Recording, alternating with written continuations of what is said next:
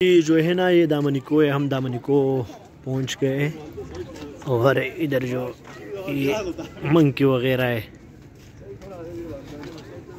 बहुत खूबसूरत जगह है इस्लामाबाद का। मेरे ख्याल में सबसे खूबसूरत जगह जो है ये वो वाला है। इधर जो है ना ये बंदर होते हैं, इधर ये बैठे हुए। ये जो है ना बंदर को देखना, ये किस तरह बैठा है, बस बेफिक्र बैठा हुआ है, बेफिक्र। इसको देख, माशाल्लाह। मको मुँह पे।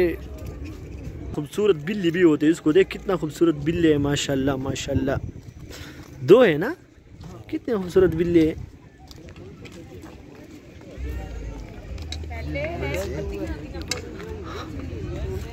बहुत खूबसूरत जगह है माशाल्लाह।